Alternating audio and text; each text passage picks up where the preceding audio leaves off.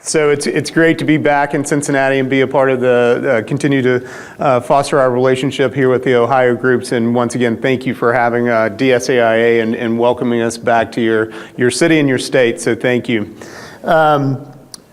I'm going to keep my remarks fairly brief because they're much headier, entertaining, and informative people to come after me. But as the president, I do want to thank everyone for being here. I know that it's not easy sometimes to do these conferences, and there are a lot of them, and they're all good, and they're all great and informative, but we certainly appreciate your efforts to be here and join us in Cincinnati, and we are very confident that this will be an informative, educational experience for you. I know that we have a ton of newcomers and first-time attendees, so we wanted to thank you and welcome you as well for your efforts to be here, so thank you. Yes. And I just realized I'm speaking into this, but I can walk around. Also, when I was thinking about... Really? When I was thinking about talking to Dina and the other board members about, what we're doing here and what our efforts mean, I started thinking about obviously things that have happened recently on the political scene, but also educational, employment, housing, and some of the things that we're faced as a movement, as a community. And I'm not a big fan of this, and we get tired of hearing cliches, but you hear the term in times like these. And I think that we are living in some pretty interesting times, some challenging times. But I would challenge us that this is not anything new. It's nothing new for us as a country. It's nothing new for us as a community for the disabled. It is nothing new for us as human beings. It's what we do. We face challenges, we adapt, and we overcome. And I'm confident that we as a disability community, as a Down syndrome community, we can adapt, we can change, and we can overcome some of the obstacles that are in front of us. That being said, I think the key component to overcoming is going to have a big element of trust. A trust in some of the systems that are in place, that they will remain. They may change, they may look a little different, but we have a voice in the way those changes come about. And it's important that we have our voices heard. And I think that trust is also, it begins in places like these. We have folks here from Delaware to Alaska and everything in between. These are your peers. These are the people that you can trust. These are the people that you can network with and grow, learn from. That's what I've been doing. Since the inception of DSAIA, the greatest thing that I always have taken away from this is the ability to be able to pick up the phone, call somebody in Florida, call somebody in Delaware, in Texas, and say, I'm struggling with this, we're thinking about doing that, can you help me? And I have yet to be turned away. And somebody say, you know what, Mac, I just don't have time. I can't help you. Or I won't help you. It has never happened to me. Oops. It hasn't happened to me.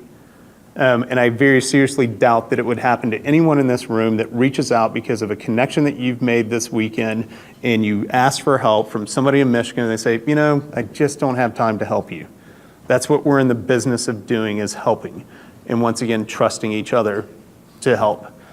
The end goal is people with Down syndrome are benefited. That's what we're all in business to do, whether it's medical research, clinical research, education, doesn't matter.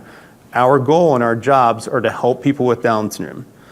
We're very fortunate that in Denver we have a whole bunch of things and organizations and resources, but these resources didn't appear out of a vacuum. They didn't come out of the ether. There were people that came before everyone in this room. And so when we think about these challenging times, and at times like these, as a history major and taught history, I would ask that we think back a little bit. There was a time not too long ago when this would have been impossible. There wouldn't have been a group of people in a room like this with the brain trust that we have in this room. Like I said, we have people with MBAs and PhDs and all these things that are forwarding the cause of Down syndrome. 30 years ago, we wouldn't have been in a room like this. So we are very fortunate also to live in times like these. I can't imagine. I have a 10-year-old son with Down syndrome, 9-year-old son and a 7-year-old daughter. The daughter's for sale, by the way. She is. She's not for sale. She is free. You can, yeah. And if her mom were here, she would say absolutely. But I cannot imagine what it would have been like if Guyan were born in 1970, 1960.